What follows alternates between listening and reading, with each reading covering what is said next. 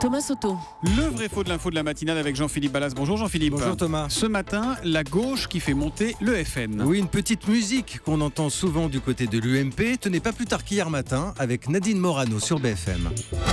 À chaque fois que la gauche est au pouvoir, le Front National est très fort.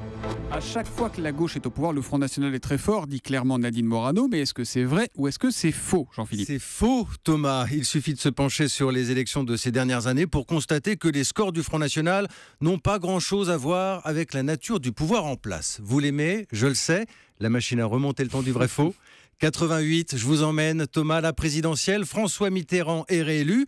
Mais Jean-Marie Le Pen réalise déjà un score élevé au-dessus de 14%. Oui, attendez, 88, la gauche est bien au pouvoir. Vous donnez raison à Nadine Morano, là. Oui, mais non, parce qu'en France, il y a un système que nous aimons bien, manifestement, et qui s'appelle la cohabitation. Et en 88, avant l'élection, si François Mitterrand est bien à l'Élysée, c'est Jacques Chirac qui est à Matignon. La majorité a changé. Le même cas de figure à la présidentielle de 95, où Jean-Marie Le Pen continue de monter. Mitterrand, toujours président. Mais là encore, cohabitation, son Premier ministre s'appelle Édouard Balladur. Il n'empêche que Jean-Philippe, le plus gros succès historique du Front National, ce sont les dernières européennes. Et là, pas de discussion, c'est bien la gauche, président et gouvernement qui sont aux commandes. C'est vrai, là-dessus, Thomas, vous avez raison, 25%, on a parlé de séisme, le mot est à la mode, mais il avait déjà été utilisé ce terme en 2012, premier tour de la présidentielle.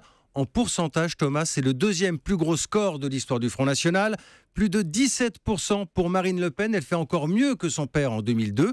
Et c'est la droite qui est au pouvoir. Et on pourra vous répondre que la droite est aussi au pouvoir quand le Front National réalise ses plus mauvais scores en 2007, présidentielle et législative. Là encore, je vous dirais que vous avez raison, mais je vous parlerai de mon côté des européennes de 99, allons-y, où le Front National s'effondre, là aussi, avec Lionel Jospin à Matignon. Bref, on pourrait continuer cette bataille de chiffres encore longtemps. À mon avis, on va finir par fatiguer les auditeurs. Thomas, je vous dirais simplement qu'il n'y a rien de systématique avec le Front National, si ce n'est peut-être cette vieille habitude de la droite et de la gauche de se rejeter la responsabilité en permanence. En attendant, c'est un faux pour Nadine Morano quand elle affirme qu'à chaque fois que la gauche est au pouvoir, le Front National est au plus haut. Le vrai faux de l'info de la matinale, c'est tous les matins après le journal de 7h30 sur Europe 1. Merci Jean-Philippe Ballas.